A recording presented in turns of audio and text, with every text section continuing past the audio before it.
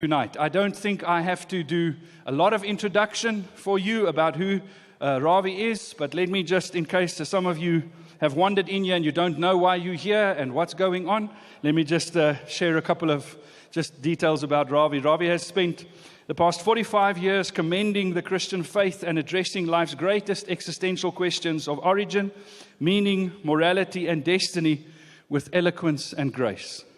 He fully believes the truth of Jesus Christ can endure the toughest critiques and philosophical attacks. He has authored or edited over 25 books in the field of theology, apologetics, comparative religion, and philosophy. Ravi and his wife Margie have been married for 45 years and have 3 grown children, and they reside in Atlanta. I think many of us have either engaged with Ravi through the books or listened to the podcasts or YouTube. So it's a great privilege for us to have him with us this evening. He's going to be sharing with us for a bit of time.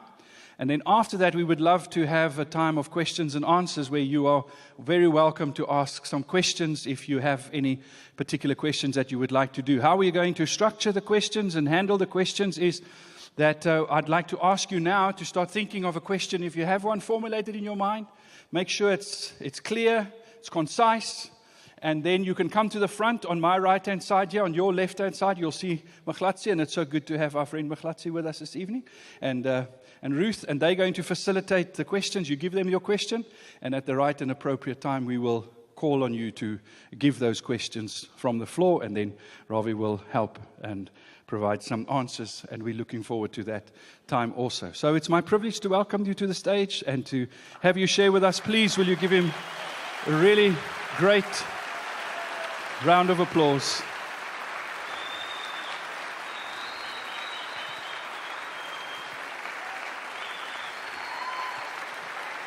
Thank you so much. Thank you.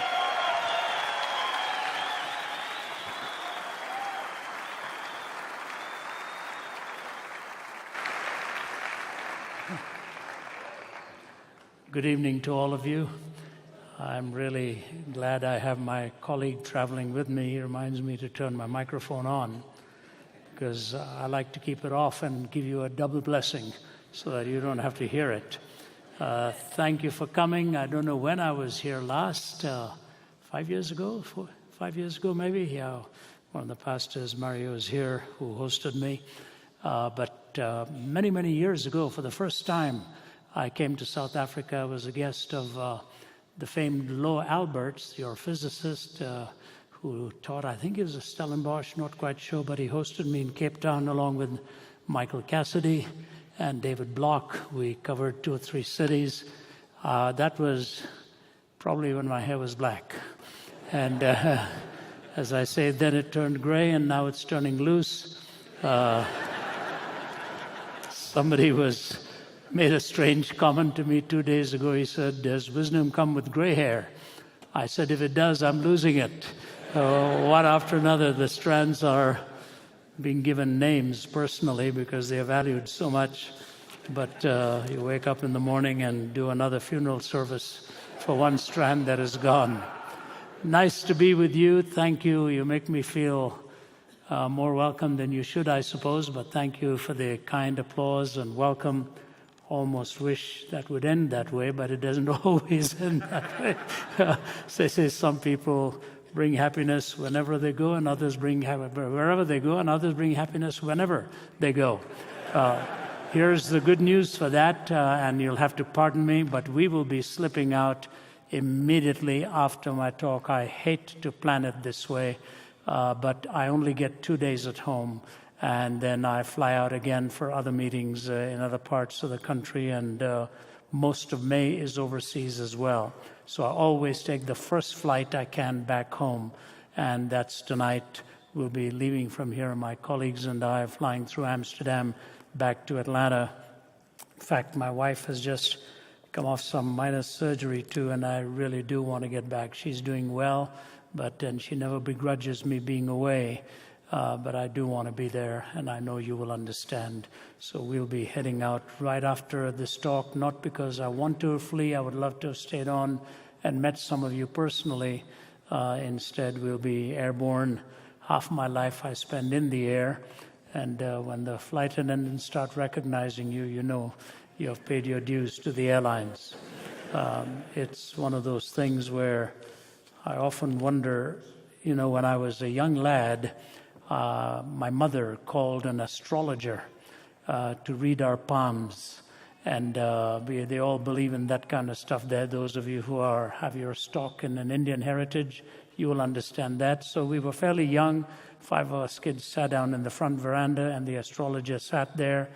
And actually, astrology was his avocation. He was actually a sari seller, but he also said he read palms. So my mother took him at his word, and he sat down and went from my older brother to me. And then as he was giving everybody their future, he looked at my palm and he went like this. He said, "Ravi Baba," which means Ravi little boy, "I have terrible news for you. You're not going to be traveling in life at all." And at that time, everybody in India wanted to go overseas. So he was really giving me bad news that I wasn't going to be traveling at all. I don't know what his profession is now, but I hope it is in weather reporting, because that's the only profession where you can be so wrong night after night and still be listened to so carefully the next night. So that was my early days of that so-called prophet. My mother was very disheartened. Thankfully, it turned out to be wrong. Now, we travel so much, and we do it for the sake of the gospel. We don't do it because it's a fun thing to do. That wears off very quickly after a first year or two living out of a suitcase. But you have one of the most beautiful countries in the world. I've always enjoyed coming, especially going to Cape Point. I've called it the Taj Mahal of the wild blue yonder. It's just beautiful to see it, and I hope we'll have the opportunity to return again.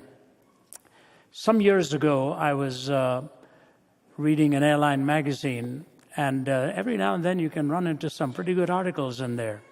And one of these was on ethics. So I decided it'd be interesting to read it. And the opening illustration was this, so you'll have to pardon me for it. It's about this man sitting next to an attractive young woman on a flight, and he finally propositioned her for $1 million. She looked at him rather stunned, and he said, "One night, $1 million." And she sort of brushed him off, but a few minutes went by. She said, "Are you serious? One night, $1 million?" He said, "Yeah." She said, "All right, give me your name, your telephone number, the name and place, and we'll find a spot." So he did all of that. 10 minutes before they landed, he looked at her and said, "I have to tell you the truth.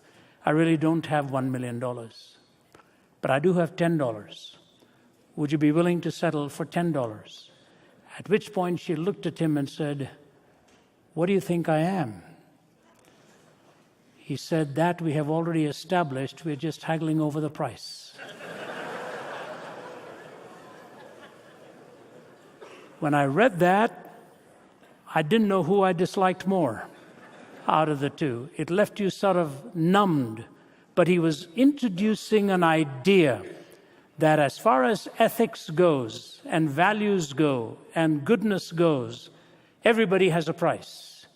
If you meet that price, they will compromise and they will sell whatever those convictions are worth, if the price is right. So after reading that, I started to ponder the question. I said, is that true?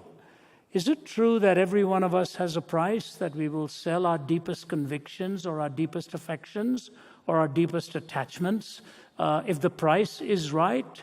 And I disagreed with that conclusion, because I can guarantee you, almost every one of you sitting here, there are some things you will never sell, no matter what the price is. And I know 2 or 3 things will immediately come to your mind.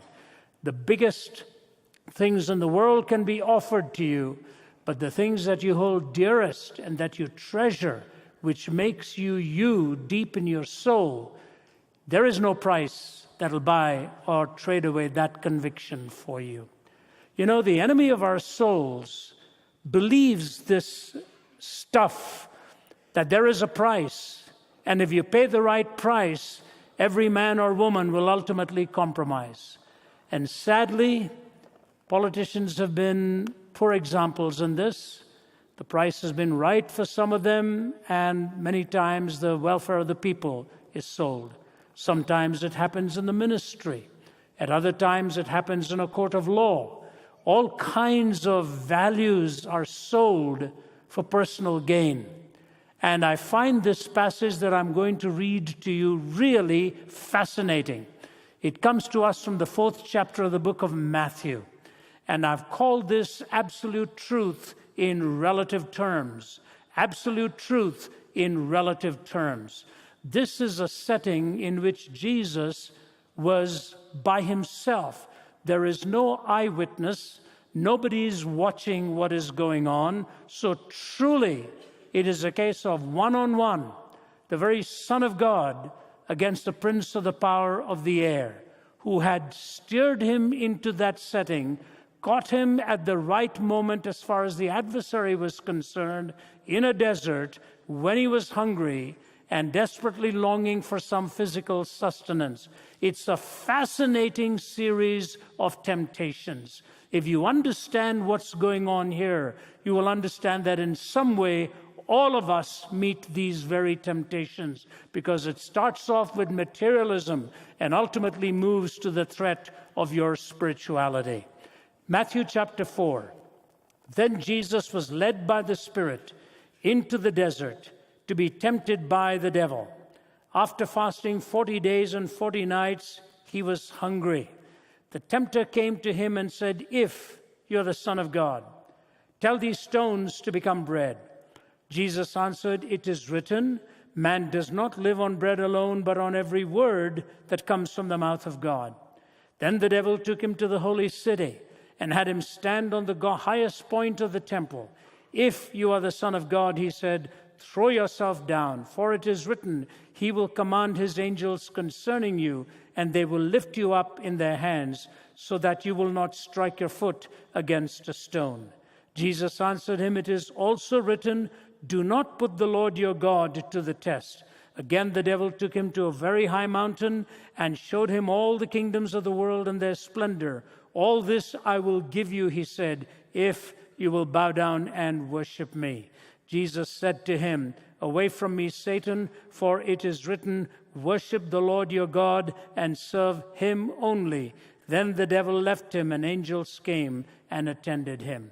One of the other gospel writers says that the devil left him only for a season. He was going to return, and we see that return very specifically just prior to the cross, the very purpose for which Jesus had come. And so as I read this passage, I look at it and I say, just study very carefully what it is that's really going on here. Because the enemy of our souls is shrewd. He's sharp. He doesn't lack any skill here in how to try and trip us up. He will use any scheme and any method. Sometimes when your body is fatigued, you will find your thinking is not that clear.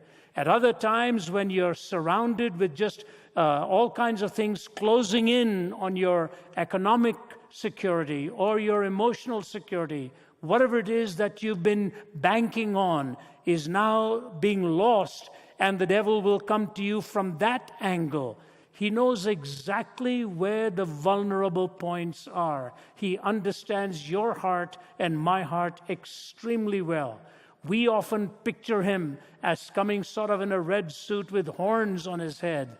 Not so. He comes and appeals to you in ways where he knows what it is you're exactly looking for and can be seduced and deceiving you into believing that that's where you're really going to find it. So the first thing he comes to him is from the intellectual viewpoint. And he says, if you turn these stones into bread, people will follow you. You know, it's a very logical sequence for him. Why do you think people are not believing in you? Because you're not really giving them all the comforts that they need. If they have the bread that they need, if they have the comfort that they need, if they had all of this, they will fall down on their feet and worship you. I find it fascinating that one of the wealthiest countries in the world, the United States, in contrast to some parts of my upbringing, at least in India, where poverty is so rife and so real, India is the most religious country in the world. America is fast becoming one of the most secularized countries in the world. At Harvard University, the highest number of students in percentage for the first time registered themselves as having no belief in God whatsoever. They are in the category called the nones, or in many ways, really either agnostic or atheistic. So the farther along we have moved with comfort and education and success and power, less and less people seem to really believe that there is a God who is in control of all of this. Abraham Lincoln said, "The day will come where you will think you have accumulated all these things by your own wisdom and by your own prowess." He said, that'll be the dangerous day when this country will lose the very reason and the very core of its being. Jesus looks at him and says, "Begone, man shall not live by bread alone, but by every word that proceeds out of the mouth of God." Jesus doesn't only state the negative here, he also states the positive.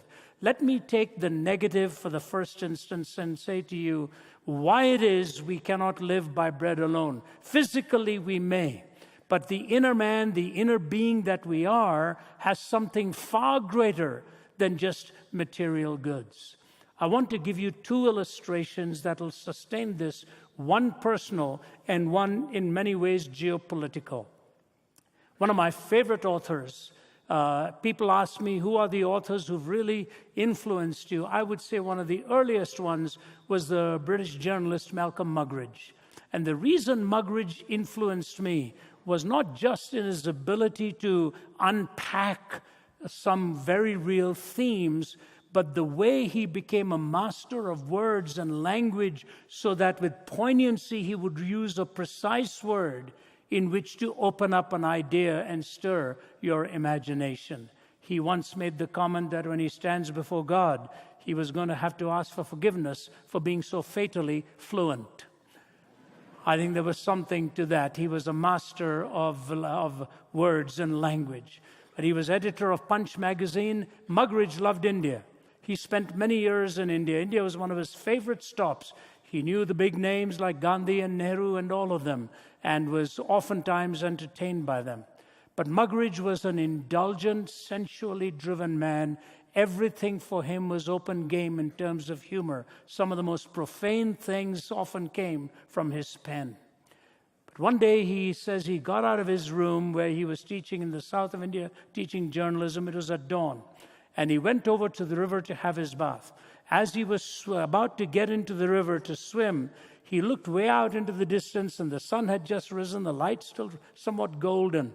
But he saw the silhouetted figure of a woman way out in the distance, also entering the waters, and he was quite sure she was unclad. Muggeridge's mind began to twirl, and all kinds of ideas came into his mind. He started to swim in her direction. And in his own version of it, in his first volume of his autobiography, The Green Stick, A Chronicle of Wasted Years, he says, as he was swimming towards her, something within him kept saying, "Don't do this, don't do this." But he swam harder and harder till he approached her. And as he came literally within touching distance of her, he put his head out of the water to shake off the water to get a good glimpse at this Indian woman who had just come into the waters herself. He saw a woman covering herself like that, shocked that somebody was so close to her with total disregard for her privacy. But then what shocked him was even greater. He realized he was looking into the face of a woman with leprosy. He saw the fingers were eroded, the nostrils were not there, the lips were not there, and he just nearly was sick to his stomach as he saw her. And he made some glib comment about how hideous and how ugly her body and her countenance were. As soon as he finished saying how hideous this woman was, he turned to swim away, and he said, I paused to realize it was not her who was hideous, but my heart and the inclinations of my passions and how far they had actually taken me. I was living with the wretchedness of this heart. Fast forward many, many years later, in 1960, there was a cloak and dagger operation set up by a man called Peter Malkin with the Israeli Mossad. and he had tracked down Adolf Eichmann in Argentina.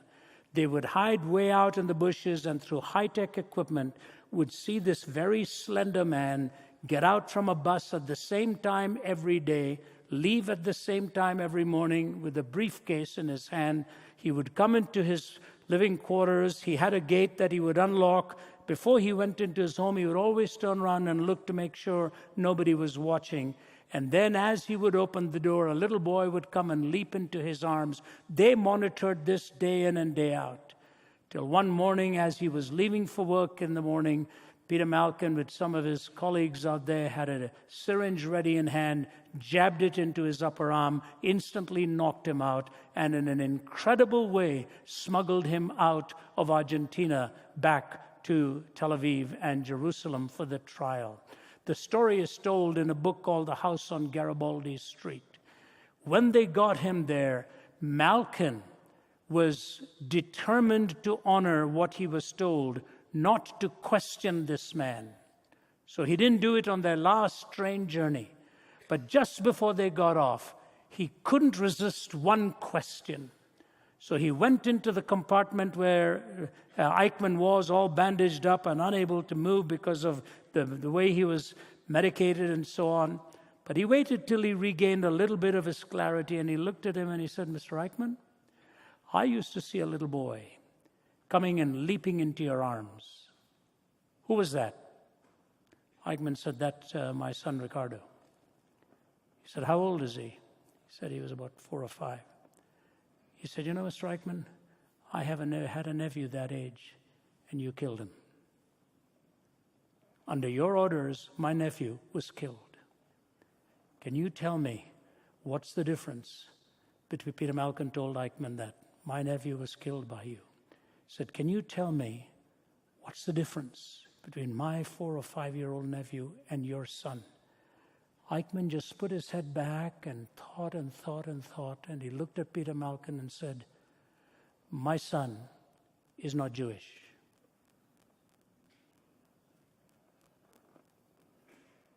As soon as Eichmann said that, Malkin wished he had never engaged him in that conversation. He went into his private quarters. Even the movie recounts it.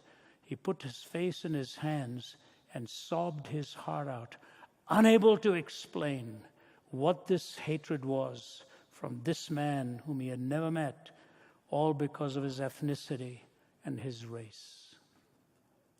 And you know, Hannah Arendt wrote a book on the trial and execution of Adolf Eichmann. Her last paragraph is worth the book. Many scholars have questioned whether she got all the facts right or not. But Hannah Arendt ended by saying this was a closing of a gruesome chapter revealing the banality of evil, the trivialization of evil. Get a note of that phrase. This comes from an existentialist author talking about a Nazi man and a Jewish person in interaction, the trivialization of evil. What does that mean? That can only mean that the fangs of evil are so real and so destructive that if you trivialize it and you minimize it, you've actually called for the slaughter of people in the masses and the numbers and in the millions. Evil is a real force in our world. Evil goes beyond sin. Sin is what Muggeridge saw in himself, that he was violating his own conscience and violating the inner law of respecting the body of another person, and not that it was inviolable.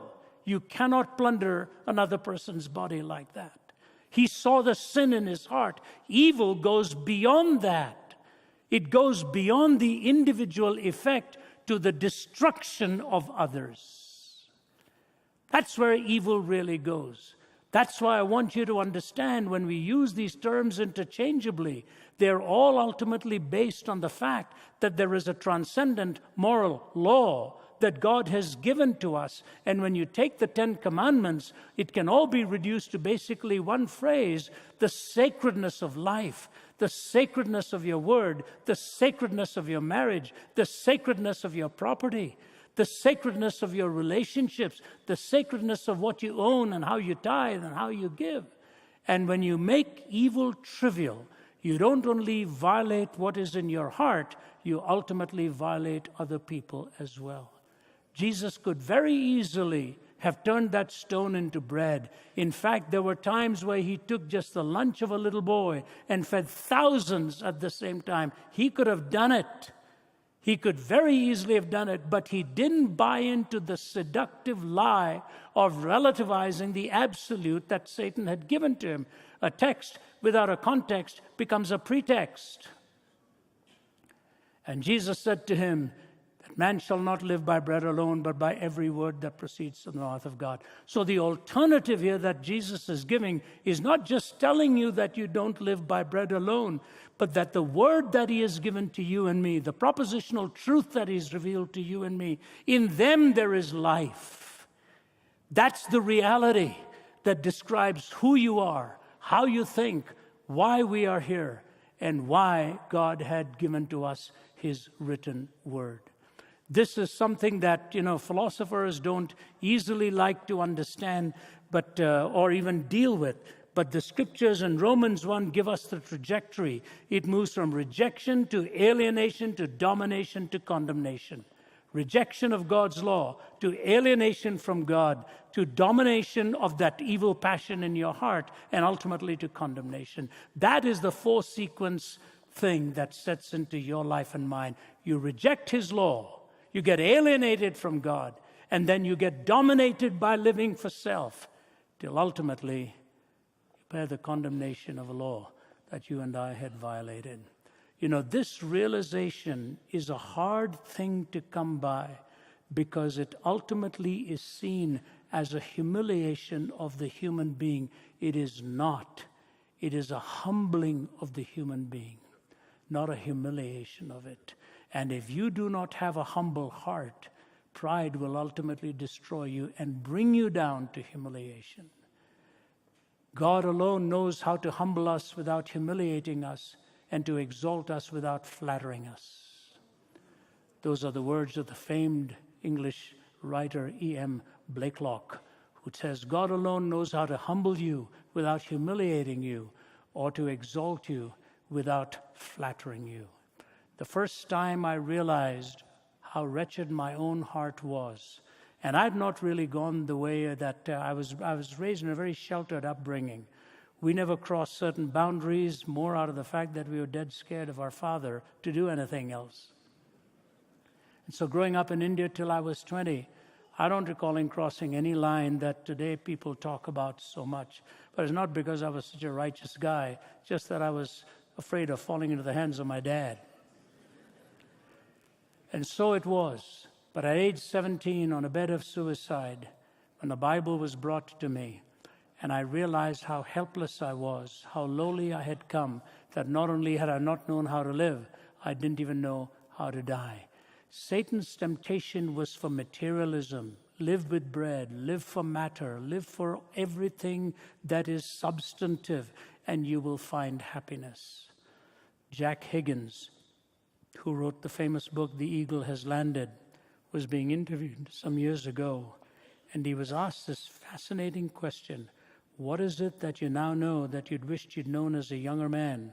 He said, what I now know that I'd wished I'd known as a younger man is that when you get to the top, there's nothing there.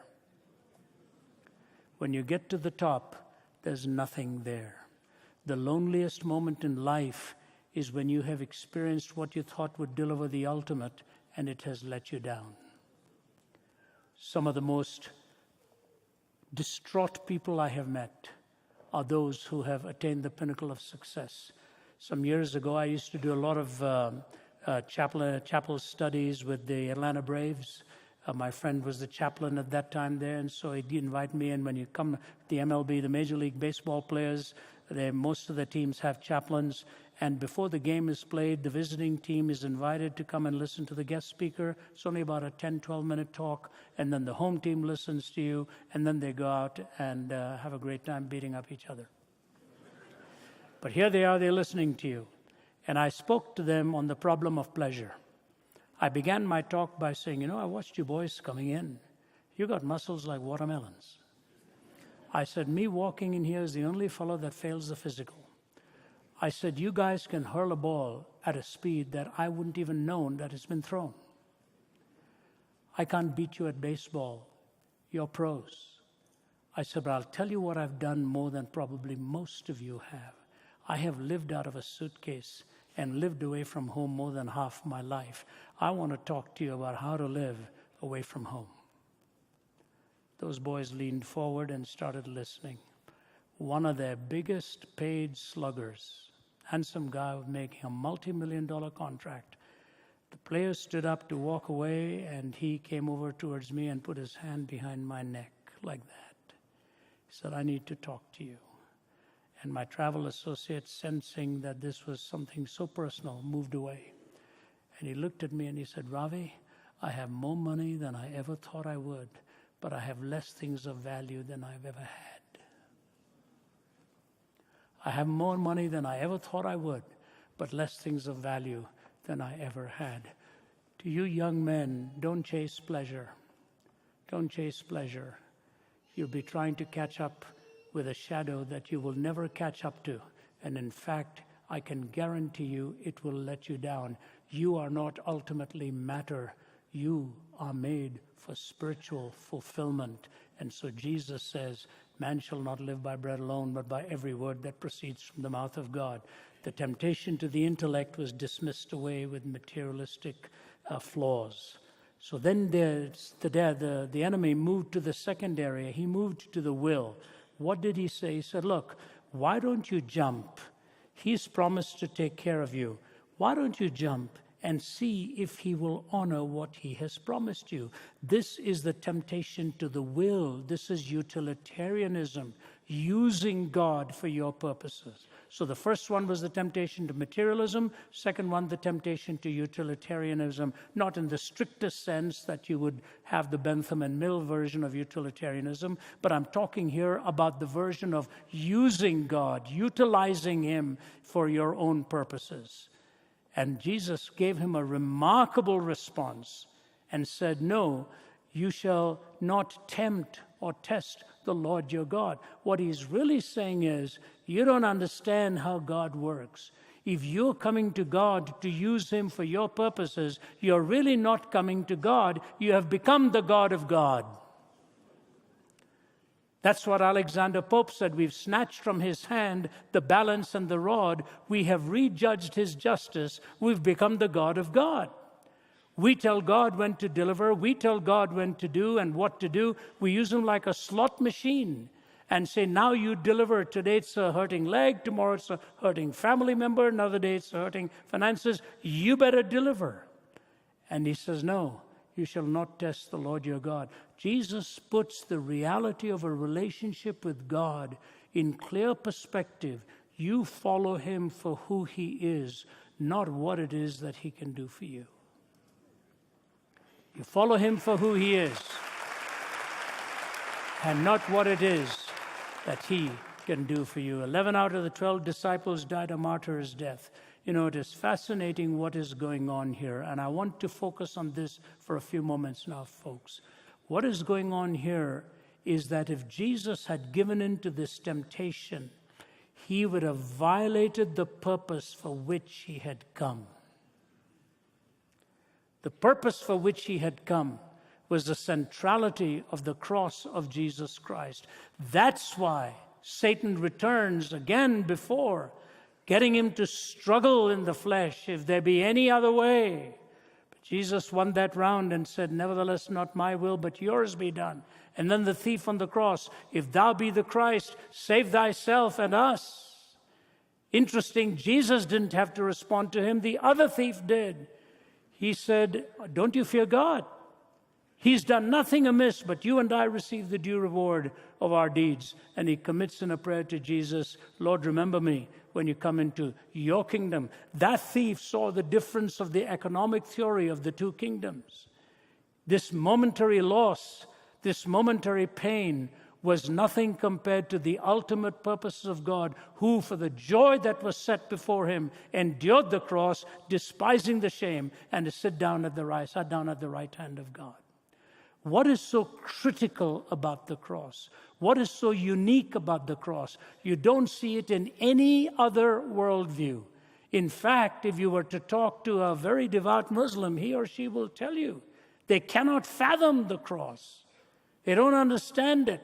How can God be so humiliated before his own creation? And even they go so far as to say he didn't actually die on the cross. They are the only ones of all of the historians in the world who deny that Jesus was even crucified. The Jewish historians tell us that, the pagan historians tell us that, the Greek historians tell us that, the Roman historians tell us that, but for them it just seemed incalculable that how could a mighty God do something like that to his own son. You know, there's a story told of a little guy who was sitting in a bus years ago in the United States. And there's a big African-American man who was sitting next to him. This little guy gave him a little hip shrug. So the big guy moved. Gave him another hip shrug. The big guy moved. He kept doing this till the bus stop came for the big guy, and he put his hand into his pocket and took out a card and gave it to the little fella. Joe Louis, world heavyweight boxing champion, who had enough strength in his fist to hit through the side of a bull. Here's the pipsqueak of a guy shoving him around. Who showed greater strength? Who showed greater strength? I was talking to a sheikh in Ramallah. Some of you may have heard me tell this story. It was one of the most moving moments in a conversation that was intensely so problematic to even try to say what you wanted to say. But he was fists flailing. He'd spent so many years in prison. He was angry with all of that was going on. And at one point, the Archbishop looked at the five of us and asked us to ask him a question each. We'd already been there a protracted period of time. I asked my question, and I didn't like his answer. I asked my question, and I didn't like his answer. And I told him that. I said, Sheikh, you and I may never meet each other again. But we are sitting here in Ramallah, and I am the guest of the Archbishop of Canterbury. He's asked me to come with him. But I do want to say to you this. Not far from here is a hill. 5,000 years ago, a man by the name of Abraham took his son up that hill in order to offer him as a sacrifice to show his faith in God. Do you remember that story? He said, yes. I said, please, let's not discuss which son. Let's just agree he took his son up that hill. He nodded his head. I said, but as the axe is about to come down, what does God do? Stops the arm of Abraham. He says, stop. I said, what does God say? Abraham said God told him that God himself would provide. So he takes the son back. I said, Sheikh, 2,000 years ago, God kept that promise very close to where you and I are sitting. God took his own son up a hill called Calvary. And this time the axe did not stop. I said, Sheikh, until you and I receive the son that God has provided for us, we'll be offering our own sons and daughters on the battlefields of this world for position and power and land and prestige. He just stared at me. The Archbishop said, I think it's time to go. As we went down the steps, the Archbishop, being the guest of honor, was ushered in by the Sheikh and the bodyguard out there. And us, five of us boys, were walking over to another SUV. And I heard running behind me, and I turned around just this way, and it was the Sheikh. And before I could turn around completely, he twirled me around. He's a strong guy. I have 2 titanium rods holding me up. And he just looked at me and he said, Mr. Zacharias? I said, yes, sir. And he kissed me on both sides of the face. His lips quivered. His eyes grew moist. He said, you're a good man. You're a good man. I hope someday I see you again, sir. And I gave him a big hug. You see, there's only one place in the world where our quest for absolutes converge. Evil, justice, love, forgiveness. They converged on a hill called Calvary. Evil, justice, love, forgiveness. And the Father told us what is the greatest truth that underlies this world. There has to be justice. There's the reality of evil, but the conquering power of love and forgiveness will have the final word in reality. And she says, Father, forgive them, for they don't know what they are doing. Do you realize only in the Christian faith do you have the combination of grace and truth and the absoluteness of love incarnated and revealed in the very Son of God? There's no other faith where you can go to see the value that is placed upon you, where God says to you, He has loved you with an everlasting love. We take it for granted, but we need to pause every day and thank Him for the love that He has for us and the provision that He makes for us. I have a little grandson called Jude. He's 6 years old now. But when he was somewhere between 3 and 4, he's a boy with an incredible vocabulary. He can talk to you on many things that'll stun you. And one day when his mother, Naomi, my daughter, had lost her car keys, she slapped her forehead and finally said, I must be losing my mind. And this wee little guy comes right in front of her and he says, Mommy, whatever you do, don't ever lose your heart because I'm in there. Don't ever lose your heart because I am in there. What language shall I borrow to thank you, dearest friend, for this thy dying sorrow, thy pity without end? O make me thine forever, and should I fainting be, Lord, let me never, never outlive my love for thee. I sometimes think about the cross and shut my eyes and try to see the cruel nails and crown of thorns and Jesus crucified for me. But even could I see Him die, I would but see a little part of that great love which like a fire is always burning in His heart. The incredible truth of God's sacred love. I have loved you with an everlasting love. Do you know, the Apostle Paul couldn't fathom this. He was guarding the clothes of the people that were stoning Stephen to death. Little did he dream that he was going to be the next one to succeed Stephen and take the gospel to the whole world.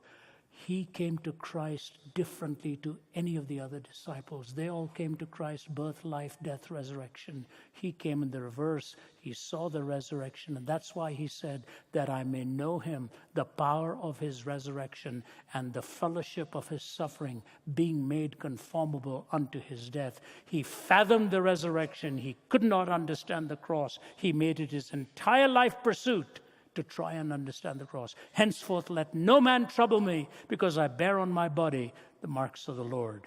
I desire to know nothing amongst men save Jesus Christ and Him crucified. To him it became the centerpiece and the cornerstone, that the cross of Jesus Christ is what He took to the globe, to the world, and the entire Western world got the message from him, and then on through St. Augustine and so on and so forth. He wrote for us 1/3 of the New Testament. I say to you, the more people see the love of God in you, the more they will understand the cross. The less they see the love of God in you, the less they will understand the cross. Because that is the imperative. And he says to him, Begone, you shall not test the Lord. You cursed it. We have made evil to be attractive and full of charm, and good to be boring and flat. We've reversed the poles, like reversing the pole of an electric current. And you know the consequences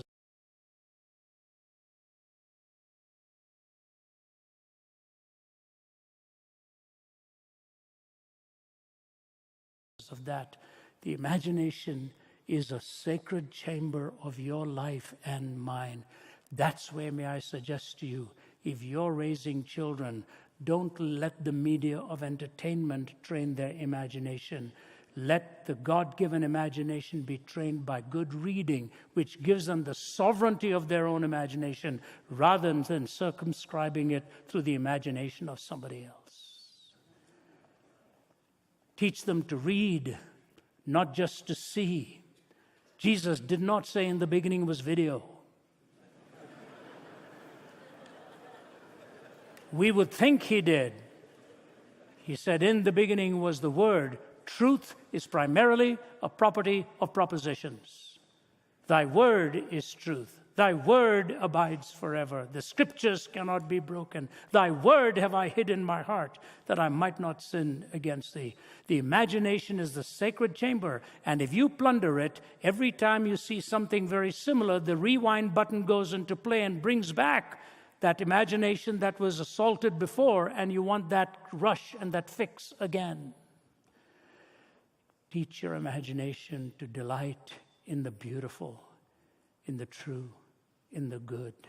And when your imagination is given that kind of beauty that it revels in, then you see some of the greatest writers are the poets who can take you on a walk along the meadow or along a lane or in a botanical garden and lift you to the highest heavens in just seeing a beautiful rose. Out of the lips of babes you have ordained praise. Take a baby in your arms and see something spectacular, something so splendid.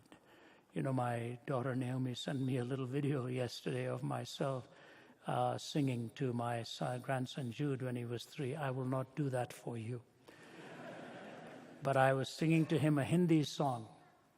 And he was sitting at the table, and I've got it on my BlackBerry here now, and I watched it, and the whole family chipped in and said, wow, Dad, he's got his eyes just glued on you as you're singing, just staring at me like that. Sing it again, Papa. He had no idea what I was saying. I was singing in Hindi, but he was watching his dad and listening to his dad singing something. And those wide eyes and the light reflecting off it of this little boy just staring. And you see the heavens reflected in the life of a little child. God's made this world beautiful. We have made it an ugly world. And that's why the heartache and the sorrow. And so it comes to this third reality. He says, I will give you all the kingdoms of this world if you will bow down and worship me. That's the deal, folks. That's the price. That's the price he wants. Here's the $1 million. He's not telling you he's backing off. He's in the plane of life with you. I'll give you all of this, not just for a night, for a day, for the rest of your life. All I want from you is bow down and worship me. How many have done that calculatedly? And walked away and said, it wasn't there. A man who took his life in Las Vegas left a note on his night table.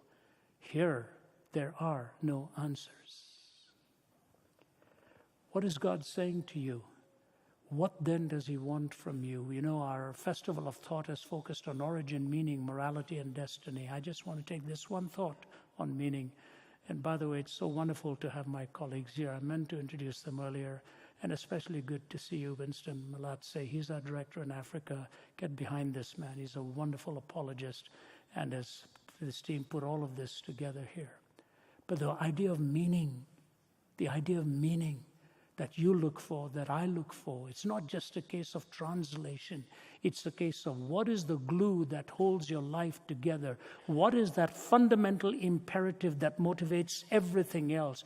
What is the one reality that pulls together all other realities? The Greeks searched and searched and searched and never found the answer.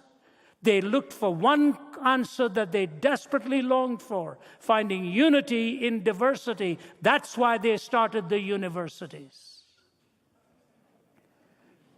To find unity in diversity. Ask an average university student today if he or she has found unity in diversity. They come from pluriversity today. Nothing is fitting together. Nothing is coming together. In fact, some of the universities of the world are the most restless spots on the face of the earth because they've lost the queen of the disciplines. No, it's not science.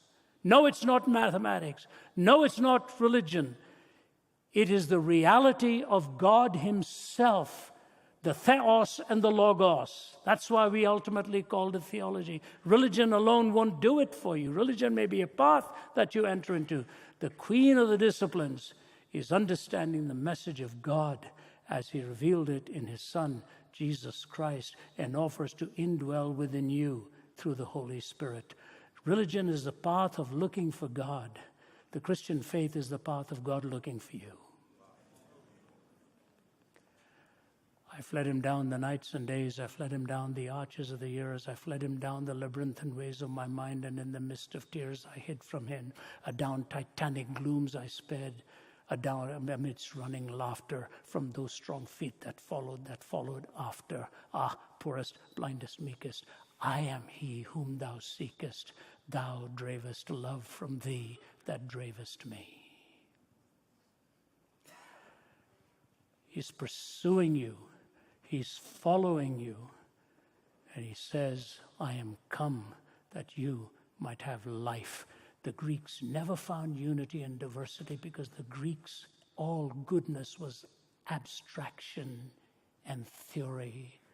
It took the Hebrews to remind us that the great I am is the one in whom all goodness is rooted. You will never find unity and diversity on the outside until you find unity and diversity on the inside. And that unity comes from honoring God that gives you a love for the diversity around you and that instructs what is good and what is true.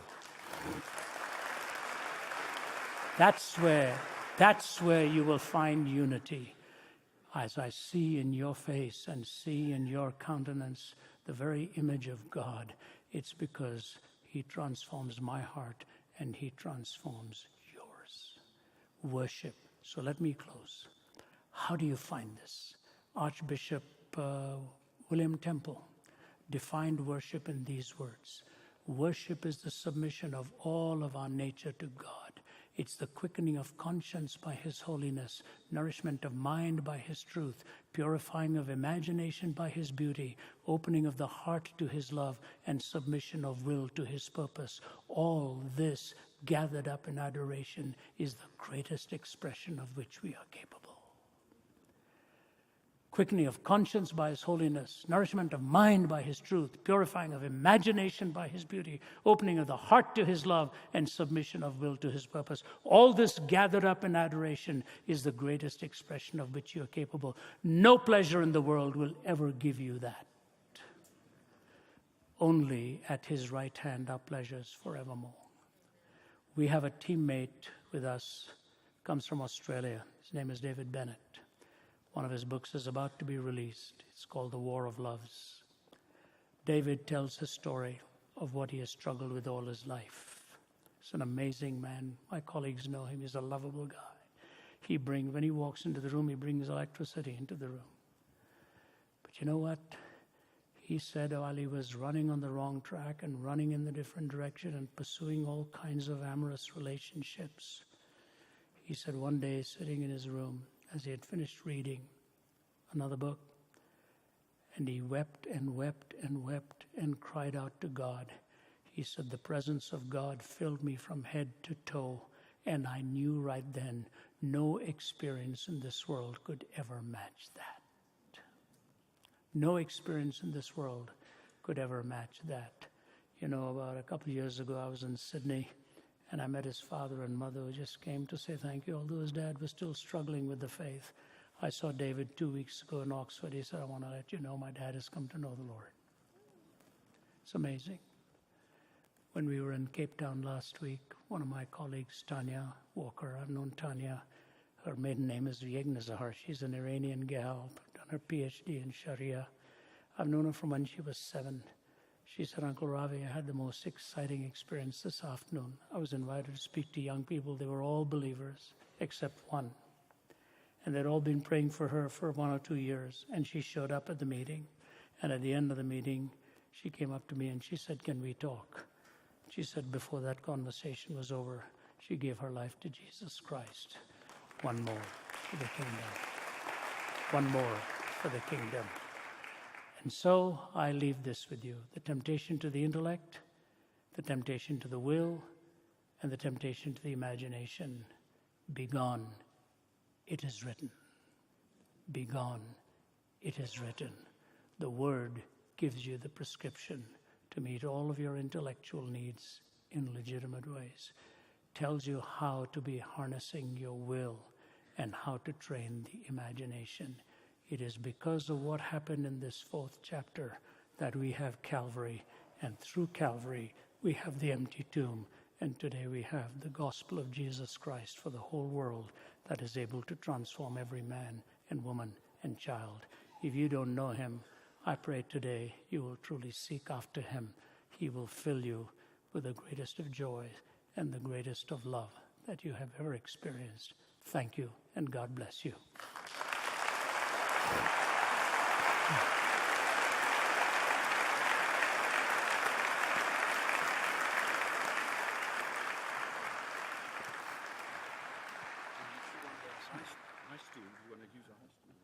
Okay.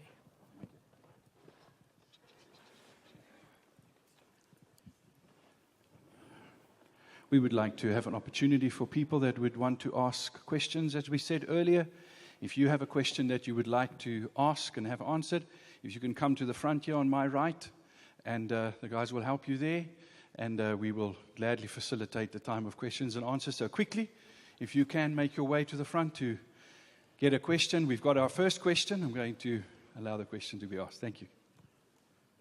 Hi, hello. Is it on? And please speak clearly. I'm now 72 and all of my faculties are leaving me. Hi, Ravi. Thanks for the talk. It was great. I'm involved with the student ministry, so this is where the question comes from. As you travel through South Africa, you'll see there's a lot of inequality in the country. Many people are suffering, and through no fault of their own. One of the hot topics in our society is colonization and the effect that it's had on South Africa. And one of the questions that comes up, there's a number of young people that are leaving the Christian faith because they've seen a connection between colonization and the Christian God. And a question that gets asked to me, which I want to put to you, is if the Christian God exists, does he love some people more than others? And as you're speaking, there's a different colonization taking place out there.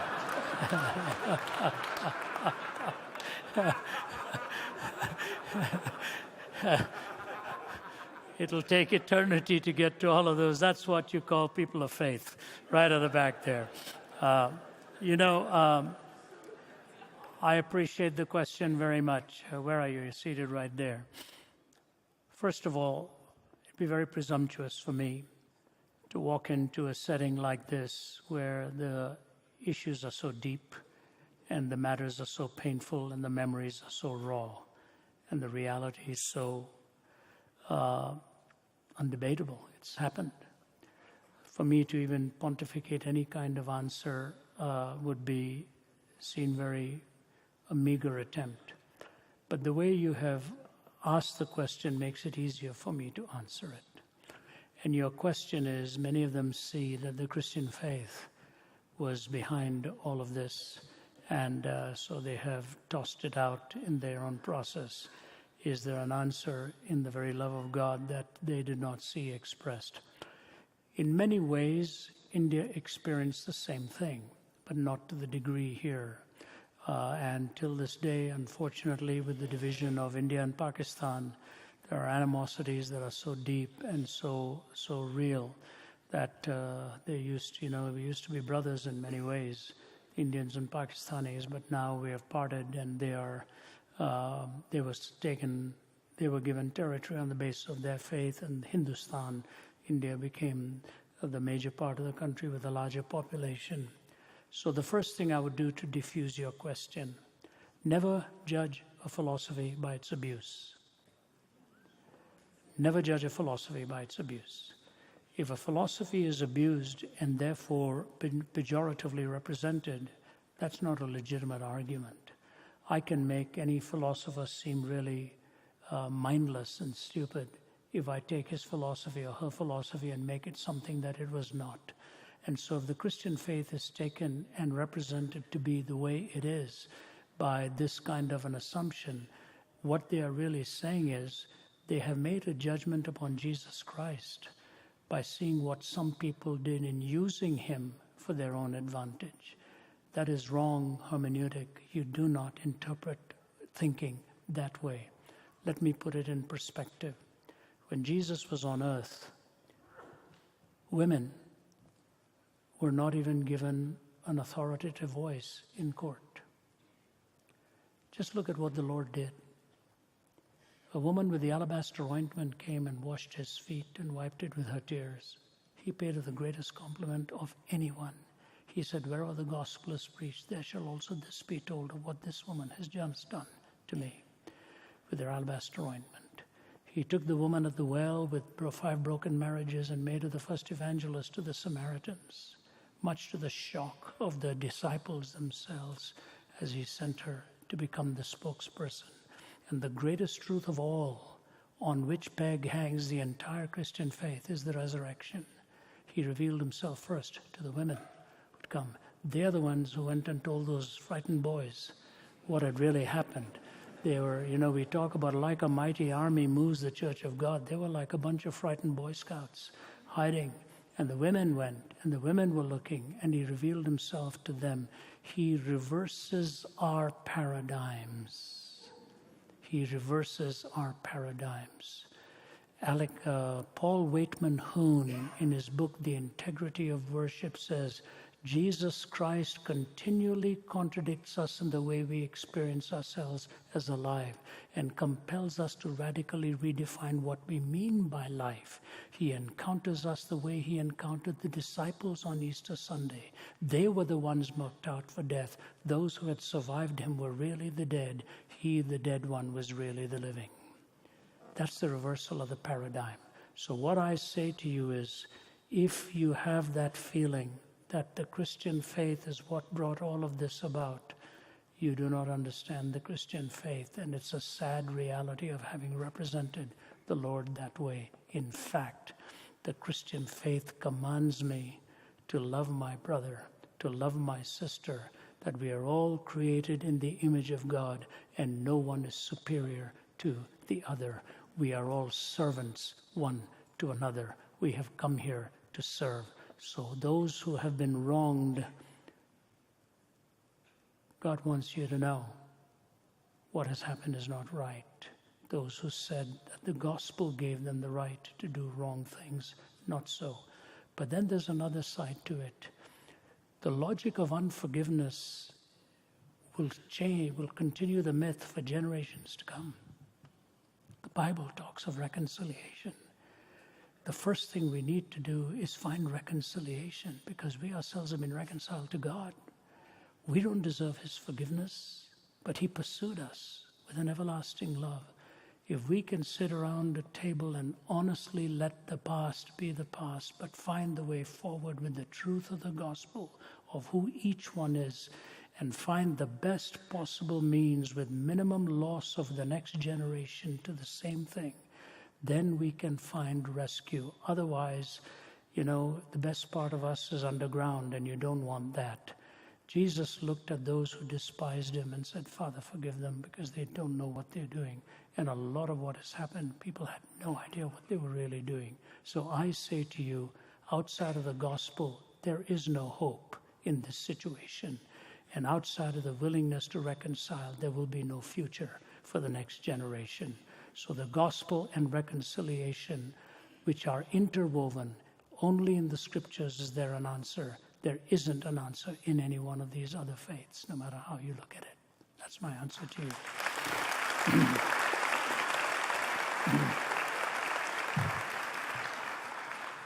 Evening, Ravi. My question is, you seem to say that morality is like this proof of Christianity that God exists or something. My question is, you keep saying that a moral law requires a moral lawgiver. But how do you make that jump? Can't a moral law exist without someone? Couldn't it have developed by evolution or? Sure. Very, very good question. Thank you for asking that. He's quoting me from a conversation I had with a gentleman in Nottingham years ago when he raised the problem of evil. And I looked at him and I said, when you say there's such a thing as evil, aren't you assuming there's such a thing as good? When you say there's good, aren't you assuming there's such a thing as a moral law by which to differentiate between good and evil? And if you say there's such a thing as a moral law, you must posit a moral lawgiver. I said, but that's whom you're trying to disprove and not prove. So he looked at me and said, what then am I asking you? I said, I'll tell you. And here's my answer to you. It's not as difficult as you may think. Every question of moral reasoning is either raised by a person or about a person. Either by a person as you're raising it or about a person, which means you're assuming intrinsic worth in personhood. Evolution cannot have that luxury.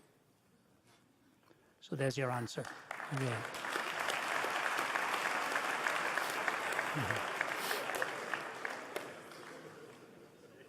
Thank you. Hi, thank you so much for your talk. My question, I guess, leads off from the previous guy's question. The sin of Adam and Eve, or the sins of Adam and Eve, explain a lot of the pain and suffering that we see in the world today. But there's other realities, such as natural disasters that wipe out communities, freak accidents, babies born with disabilities, people born with both male and female parts. And how do we link these realities with the original sin?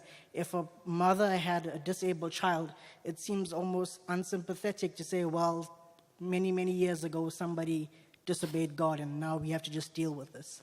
Yeah, I think if that's the way you say it, it would be very unsympathetic. There's no doubt about it. There's no doubt about it.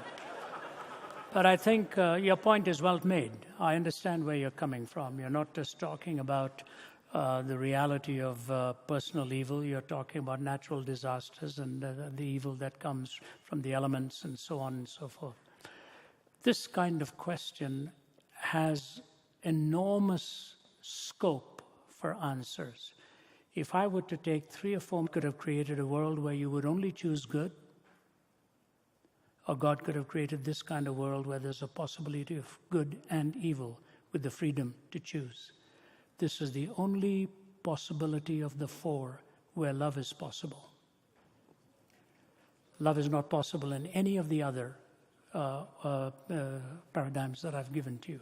So if love is the greatest ethic and freedom is the greatest gift, the fact of the matter is wherever love is given as a possibility, pain is a real possibility as well. When you love somebody, you have no guarantee that this will be a pain-free love, but you still love. When a mother has a child, there's no guarantee that everything the child will do will be much delight to her eyes, but the person still has the child. So all I can say to you is that in the representation of Adam and Eve in the story, what Adam and Eve did is what exactly you and I would have done. What was the temptation?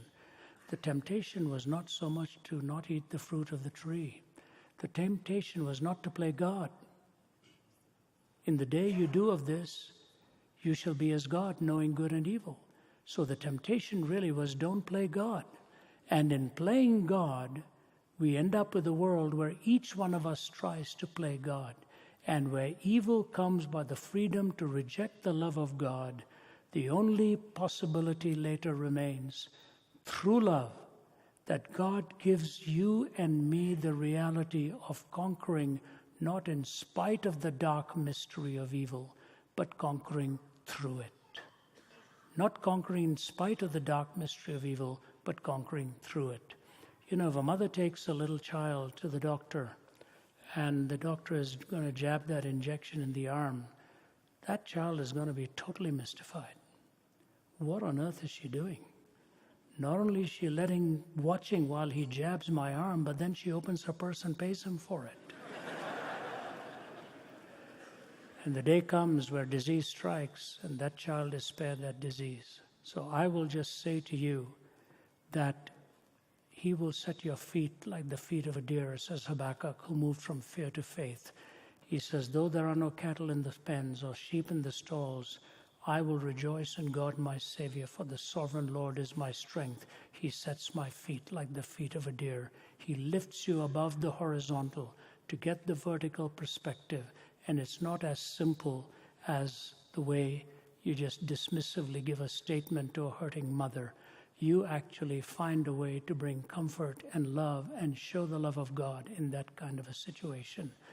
I've often quoted this hymn of Annie Johnston Flint, who was with rheumatoid arthritis, cancerous, blind, orphaned, spent most of her years cradled in cushions, pillows, and she said, He giveth more grace when the burdens grow greater. He sendeth more strength when the labors increase. To added affliction he addeth his mercy. To multiplied trials his multiplied peace. When we have exhausted our store of endurance, when our strength has failed as the days have done, when we reach the end of our hoarded resources, our Father's full giving has only begun. His love has no limit. His grace has no measure. His power has no boundaries known unto men. For out of his infinite riches in Jesus, he giveth and giveth and giveth again. He gives you strength as you endure the suffering because you understand the source of all goodness. And we as a church are called to reach out to those who are hurting and suffering and show them the love of God and give them that embrace that God wants us to give. That would be my response to you in a few moments here.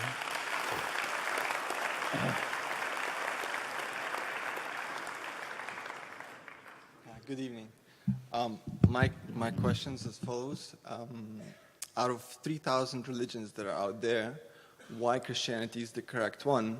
And if so, where was it before the early civilizations, before Mesopotamia, Egypt? Where was it then? Okay, so you've really got two questions. Sorry. Okay, yeah. Let me take the first one first. There are really not 3,000 religions in the world. They are summarized in a handful of them, believe it or not. In Hinduism, there are 330 million deities in Hinduism alone. You can actually have your own God and make that choice. There are really a handful of religions, sir, very few, that really are doctrinaire in nature. For example, you've got the monotheistic religions in Judaism, Christianity, Islam. You've got the pantheistic religions in Hinduism, Buddhism, Taoism. They're also not all the same because Hinduism has both a monistic first part of it where they don't talk so much about God, but the second one is the bhakti, the devotional aspect theism. Buddhism is functionally atheistic. It's an ethical theory. So these are the major ones that have doctrines and teachings and so on. The reason I believe the Christian faith is the only true faith is all of them can't be right. They can all be wrong. They can't all be right unless we're lunatics trying to settle what is contradictory to each other. There's basically one pursuit, and that's truth. We need to know the truth. But then you move into the second category. There are two ways in which truth is actually tested: correspondence and coherence. Particular statements have to correspond to reality. All of the arguments put together have to cohere. So we've got 1 and 2. Now we've got 3 in the making here.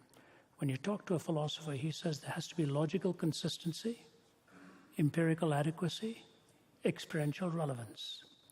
Truth, correspondence, coherence, logical consistency, empirical adequacy, experiential relevance. We've got 1 to 3.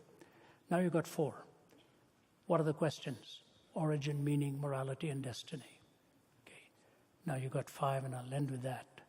It actually takes 5 distinctive disciplines to truly scrutinize these 4 areas, from philosophy and theology and science and anthropology and archaeology, which is why you're really raising the question.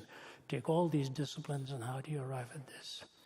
When you take the answers of Jesus, he is the only one, I believe, who meets these first 3 tests. To get to the truth, to meet correspondence and coherence, and then to be able to answer the 4 questions of origin, meaning, morality, and destiny, but to do it with logical consistency, empirical adequacy, and experiential relevance. See, the Bible is just not a book about theology, about your life and mine, where we find the answers. Your question is so critical for us to understand, really. It's at the base of all other questions. The Bible is a book of geography. The Bible is a book of history. The Bible is a book of a narrative, and it has taken 66 books with 40 authors over 1,500 years, all of them pointing to the same. Abraham came from the Near East, and he looked for a city whose builder and maker was God. God, the Bible says, who in diverse manners and at sundry times has spoken to us through the prophets, and these last days has spoken to us through the Son.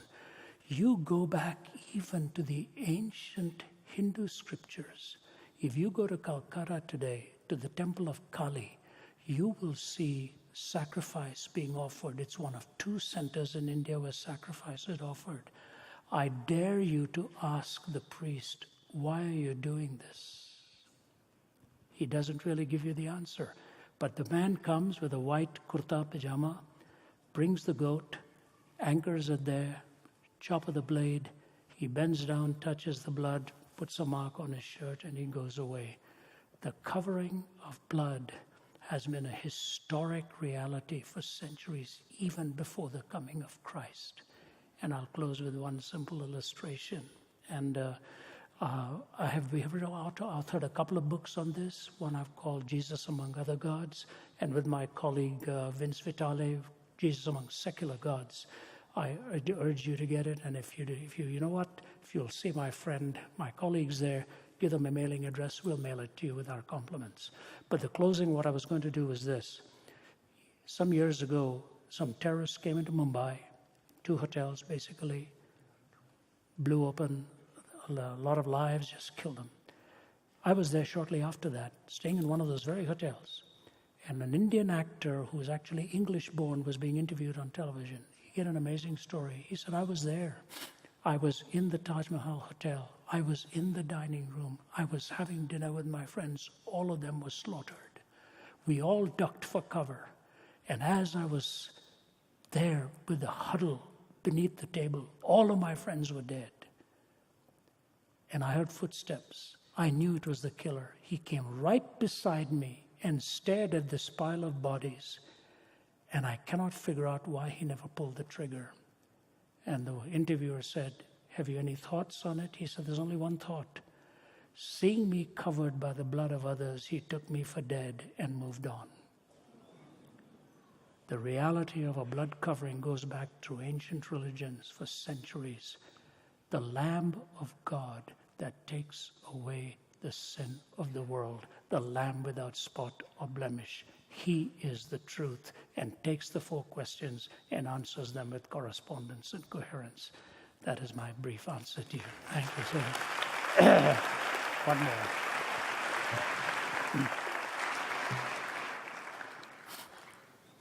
Hello, sir. How are you? Could you lift the microphone up a little bit, then I'll make sure to hear you. And I guess we'll make this the last one. Is that right? We've got to rush to the airport. Yeah, okay. Go ahead. I'm in Christian media, and I have to explain to young people and other people. In South Africa at the moment, there's this tense atmosphere where we are starting to be disillusioned with what happened in 1994 between the races. And what I struggle to reconcile is the fact that when we look at the world at the moment, where people of my color have been most oppressed, and this could be wrong, but in America, for instance, if you take the most Christian parts of America where they say it's conservative, those places is where you see, and historically, you see people, for instance, being lynched because of the color of their skin. And these are the people who hold dearly the Christian values. And if you look at, the gentleman mentioned countries like the West, countries like, yeah. Okay, okay. So what I want to know is, people look at this and saying, okay, that's where the gospel had the most impact. That's where people call themselves Christians. But that is where the people with the color of my skin have been most oppressed. Lynching, and South Africa, when it called itself a Christian country, that is when it oppressed people the color of my skin. So I want to be able to explain to young people, how is this possible with the impact of the gospel in those areas, in those peoples that oppressed people who look like me? Thank you. You know what? I'm going to say something that I might regret I'm going to say. This is such a profound question and so important in a culture such as this, at a time such as this. I don't know whether we presume to have the answers, but I will commit to coming along with my colleagues and having a dialogue and a gathering with people like you who are raising this question so that we can do justice in some way to respond to it. I will commit to that. Okay, that's the first thing. Secondly, sometimes we get a very narrow view, if you don't mind my saying so, because of the way the media presents it too. I have had interviews sometimes with the media, and I walk away from that, and when I see the report in the press, I said nothing like what they've represented me to say. People generally want to get to an end game, and they will use, you know it well, the game can be played. I come from India. India is not the West. India was bathed in the Vedas and the Gita and so on. There's a lot of discrimination in India, a lot of it. The entire caste system was what Mahatma Gandhi was trying to fight as well. If you take the case of the entire Nazi movement, or the rebellion in China, or in Russia, these were non-religious, non-Christian movements. They slaughtered millions of people with having nothing to do with the gospel. So in some ways, when the gospel takes a hit, they're not really seeing what atheism has done. Atheism slaughtered tens of millions more through the purges in Russia, through the purges in China. And the only difference is those who did it in the name of Christ were illogically connecting it to the gospel. Those who did it as atheists were logically connecting it to playing God. So we have to make that difference.